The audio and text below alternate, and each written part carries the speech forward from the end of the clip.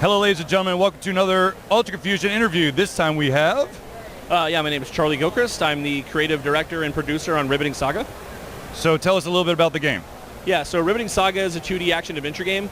It's being developed currently for PC and Nintendo Switch. That's our goal. It's the core of the game is it's a really focus on difficulty. So the bosses are pretty challenging. There's the inevitable like Dark Souls comparison, right? There's a lot of Mega Man in there, Metroid. I'm a fan of it all. But at the same time, the cool thing is it's open world. You can go through all the dungeons and fight the bosses in whatever order you'd like. And whenever you beat a boss, you get that boss's weapon, kind of like a Mega Man game. Okay. Now, the cool thing is whenever you go to a boss, that boss knows every weapon you have collected up to that point. And based on that, the boss dynamically changes.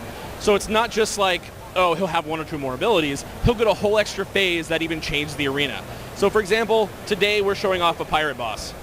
His name's Captain Blue. He's a cool guy. He's been turned into a blue jay. And he's one of your friends is being mind-controlled by the villain. And in his first phase, you're fighting him in his pirate ship. And then if you have one item and you go in, you'll get a second phase. So he'll grab you by the throat, throw you through the ceiling, and you'll fight him on the back of the pirate ship in the middle of the ocean. If you have two items, you'll get a third phase, which you'd be on top of the ship. He'd grab you by the throat, throw you to a second ship, and it's ship-to-ship combat at that point. And then if you have three items, you'll go in and you'll get you'll go in and you'll fight him, fight through everything, and then he'll throw you off that ship, blow the ship up, and you're basically on shambles of the ship in the middle of the ocean. And he takes out a conch shell, blows it, and summons a kraken. Okay. So it's just this cool bird pirate on the back of a kraken shooting you with a badass magic pistol, and these tentacles are flying everywhere and just completely destroying you. So the cool thing is, that means you can play the game one way, your friends can play the game another way, and you guys have totally different boss experiences, and it's pretty sick. So how long have you been working on this game? So this game, I've been working on it for about 6 months. It's just three of us. And we're also working on it part-time because I'm a full-time programmer for a software company.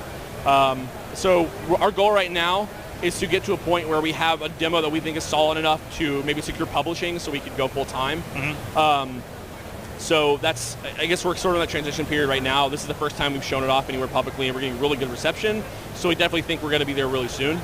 But really, like what's here today, all the art and all the music and all the design of today didn't exist a month and a half ago. So we've done a lot of work really quickly on this right now.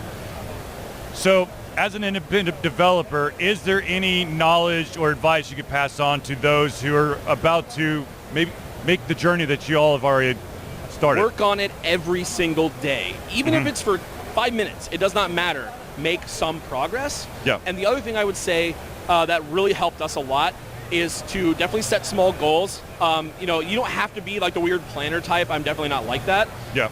But one thing that I used, it's called Trello. It's like a thing where you can basically put in a list of tasks, and then you can put tasks in different statuses, like, oh, I'm working on it right now, or I'm done.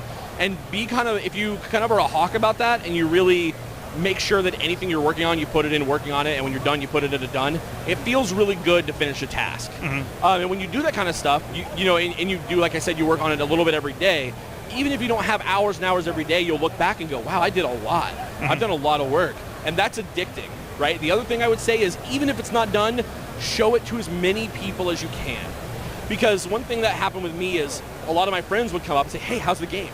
What's going on with it? And if I didn't have anything to tell them, I felt bad. Right. Which I know that's basically guilting myself, but it works.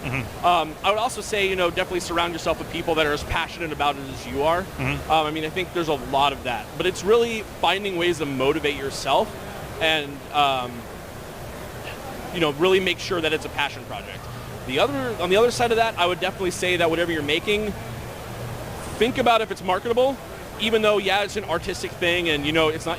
None of us are going to say it's all about the money. We want to make $1 billion. That's not what we're about. Right. But at the same time, you don't want to work on something for months and then it not pay off, even if it's really good. Right. So that is something that I think a lot of people don't do. Is you need to think about it and say, okay, well, will this game sell? Is there a market for this game right now? How do I market this game? Right. Are these characters marketable? And it's something you have to think about. Unfortunately, it looks like somebody just barely missed the boss. Yeah. So. Through this entire process, what's one of the hurdles that you've had to overcome to get to where you are today? I mean, the biggest hurdle is finding talented people. And the way we kind of dealt with it was twofold. Was one, I taught myself a lot of stuff. I mean, I'm a programmer by trade, but I taught myself pixel art to make my own art. I mean, obviously I've been studying game design for a long time, just by playing games and loving games. But trying to find people that are as passionate about you is really hard. And you'll talk to somebody and say, hey, we should work on a game. And they'll say, oh, that'd be awesome.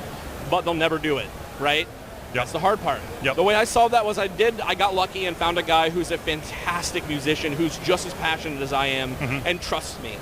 And so he's taken that dive with me. And I'm lucky also that my girlfriend is just as passionate as I am and also happens to be a skilled artist. Gotcha. So that does work. But even with all that, making a quality game with 3 people is insanely hard. That's not an easy task. So the question to think of is like, okay, how do you make a game with 3 people that is different, that is fun, that and that is of a high enough quality that people would pay for? Right. That is the hardest thing to overcome, and then even if you come up with that idea and you get everything ready, then you have to actually do it. So where can people find more information about the game? Okay, so there's a couple different avenues. You can obviously follow us on Twitter at Ribbiting Saga. We have a dev blog that we're just starting up, which is ribbitingsaga.com. It's actually a Tumblr, so you can also just go to tumblr.com/ribbitingsaga. You could also, if anybody has any questions or anything they wanted to ask me, they could easily email me at charlie, CHARLIE, at ribbitingsaga.com. We also have a Discord community just called Ribbiting Saga. So, I mean, we're everywhere. You can, if you have any questions, you can tweet at me or anything, and I would love to answer it. We love talking about our game, sharing, and talking to other developers about their games, and I'd love to help other developers if they have questions. So this is probably the most difficult question to answer, but do you have a ballpark estimate of when this game might be out? Yeah, so what I've been telling people is my target is this time next year. Based on our development velocity and the fact that I think we've struck a really good chord with what we have, I think we can definitely get it done by this time next year if we can get some publishing soon, so I don't have to do this part-time anymore. Right. That is definitely a key factor in that. Yeah. I could eventually go to Kickstarter if I don't get publishing that I'd like, because I'm not going to take a bad deal, unfortunately. I'm going to be picky. Right. But yeah, this time next year, hopefully, and like I said, it should be on at least PC and Nintendo Switch. And I'd like it to be on everything, Xbox and PS4 as well. Right. Well, awesome. Thank you for taking time to tell us about your game, and the best of luck in the future. Yeah, thank you so much. I appreciate the interest. Thank you. No problem.